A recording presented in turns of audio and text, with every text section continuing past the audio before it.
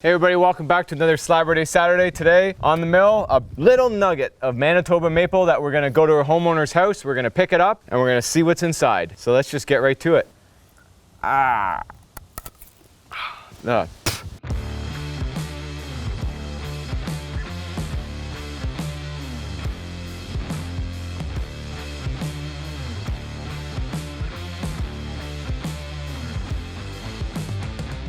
Slaburday Saturday is number one. First off, I want to give a shout out to Arbor Lane Trees. That's their website as well as the Instagram handle. They are the tree service company that took this tree down and were thoughtful enough to DM me on Instagram and say, hey, come on down and grab this little nugget of burly goodness. I think it could turn into some really cool lumber. And fortunately, I think it's going to. But first, we're going to head to the homeowner's house and we're going to go pick this thing up, and then we're going to head back to the sawmill.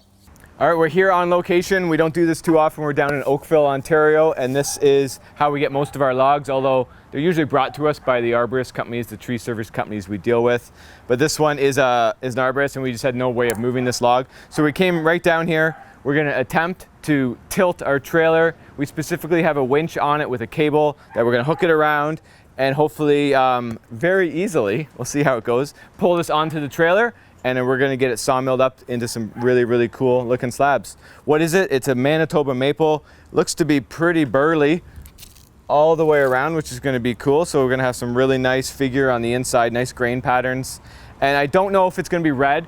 Something that happens with Manitoba Maple is a bacterial infection, which causes literally the tree to almost look like it's bleeding or have like red color. It's hard to tell though, because it does fade. So once we get a fresh cut on it, we're gonna know a little bit more. I bet you it is gonna have a little bit. So we're gonna go ahead, we're gonna back the trailer up, we're gonna tilt her down, get the winch hooked up, and hopefully drag her on the trailer without any problems, and then take it to the sawmill. All right, this shows you how we don't do this that often. That when I went to test the winch out at home, the cables were like corroded and like literally solid, so they broke in half. So I had to like cut out the bad section and put it back together, and then the black one got shortened. And of course I did the winch testing when we didn't have the trailer tilted, so it doesn't actually reach the battery in here. So minor difficulties right off the bat. Thankfully, I bought really, really long jumper cables. We're gonna go from the front battery of the truck and hook up to those cables, and hopefully it works. It'll just be slightly sketchy because we have these like connections hanging out, but hopefully this works. Controller for the winch in and out, pretty simple. Hopefully the jumper cable power connections work. That's a big negative.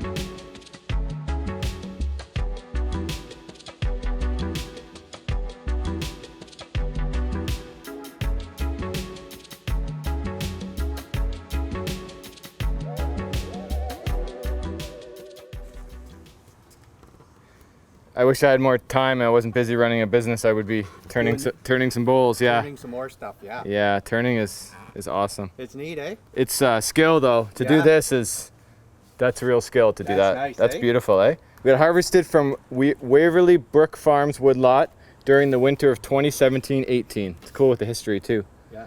Paul R. How do you say his last name? Do you know? I don't know. Looks like Polfit, maybe? Polfit in Halliburton, Ontario. Yeah. Paul R. in Halliburton, Ontario. This bull's stunning. Yeah, beautiful. Yeah, neat, eh? I thought you'd like it. Thank you. Yeah, no, definitely. All right, we got her all strapped down. We're locked and loaded. It's literally dead straight north, back to the farm.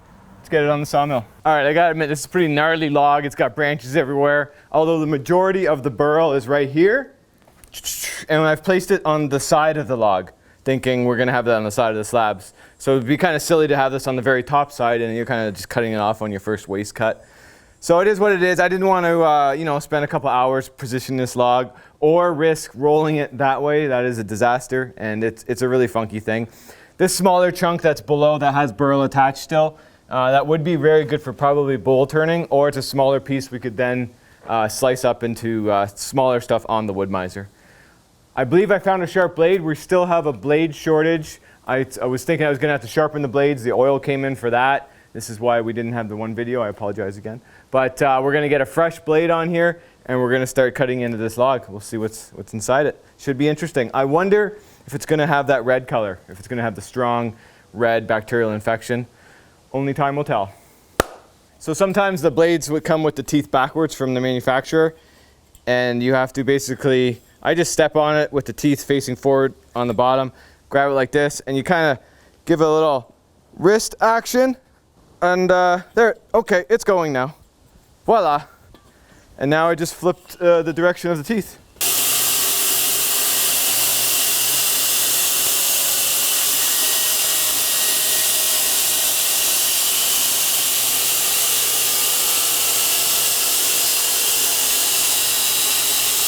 All right, let's see what the first cut will show us.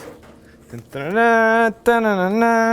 right, so it is going to have that red. So far not seeing too much of it, but you can see it here, and I can see a faint ring of it. So I bet you as we get into the thicker slabs and deeper in, it'll show more of that. We got a nice figure off the burl. All right, I'm liking this. These are going to be certainly some funky slabs, but they're going to be cool.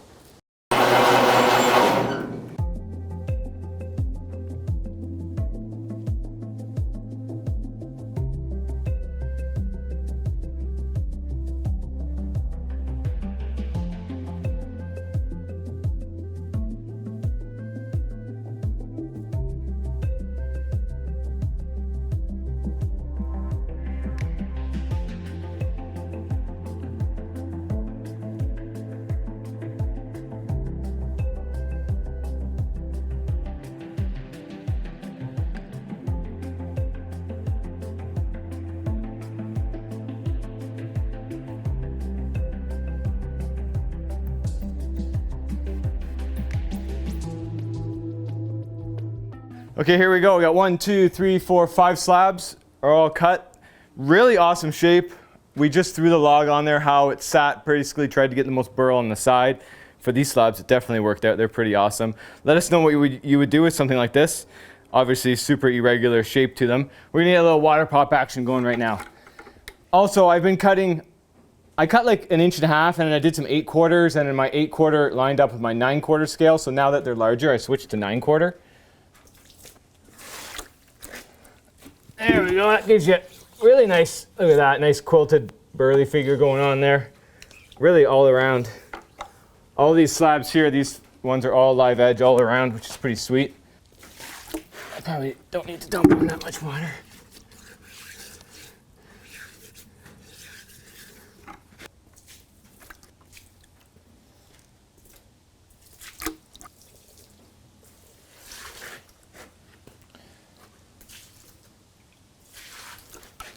Beautiful, nice grain, cool shape. Nice and flat cut with the sawmill. So we're gonna go ahead, we're gonna keep on slicing her up.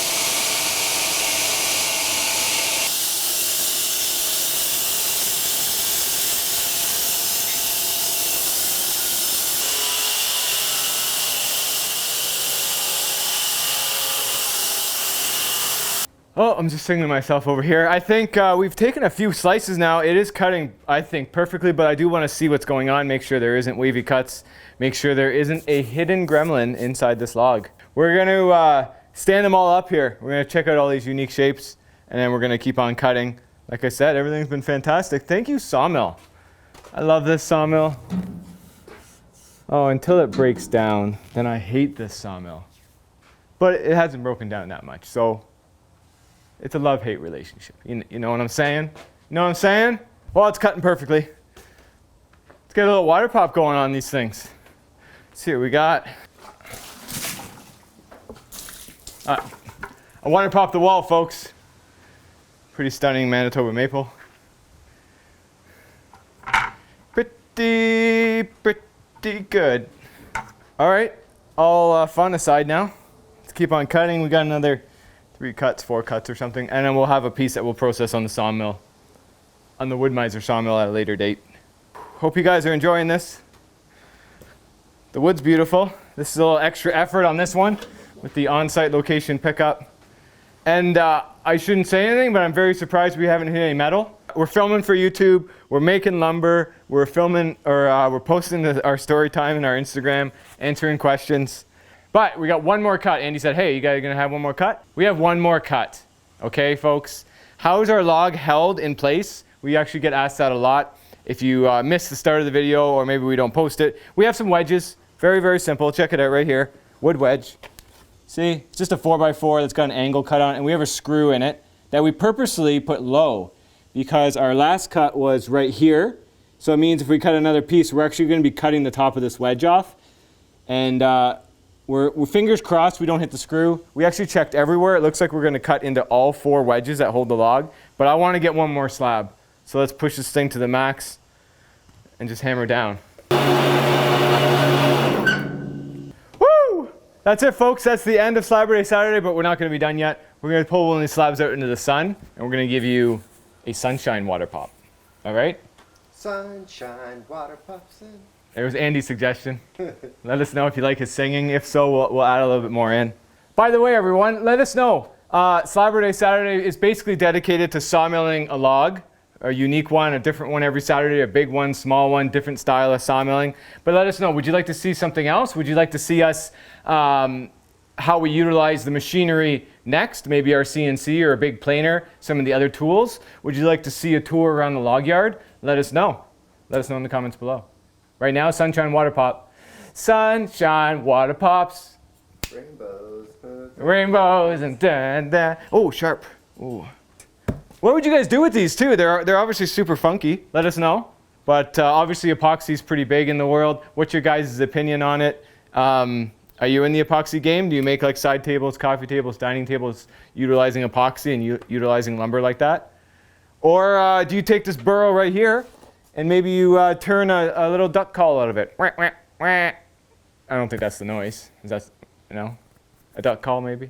But anyway, or a wine stopper or a pen, something small. Do you guys work on small projects, big projects? We got so many questions for you today. So many questions. I'm going to stop now because we still have more work to do. I got to move these, do that sunshine water pop.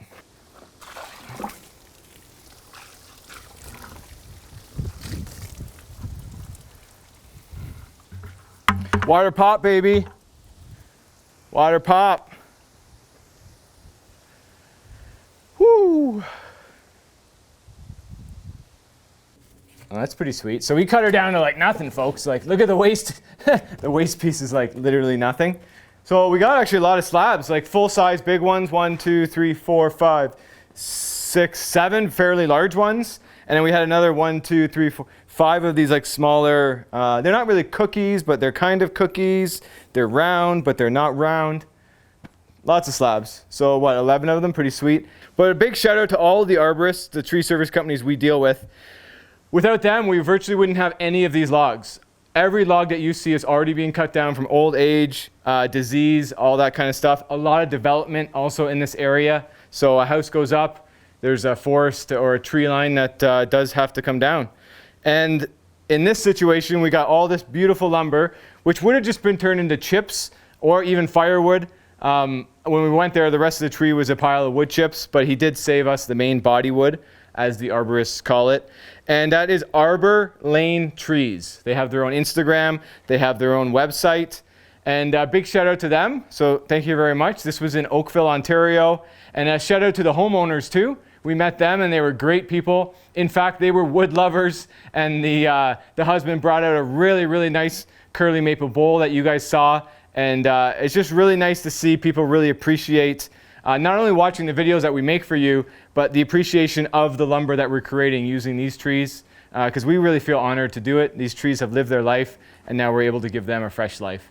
So thanks everyone for tuning in. You know all that stuff. Smash that like button. Share it to Facebook, share it to Twitter. That's the best way to help grow my channel, and that's the best thing you can do for us, other than, of course, visiting our dealers across North America. All this lumber's for sale. This is my sales pitch. The commercial's right at the end, at least, folks. It's right at the end. You know the drill. Make it a great one.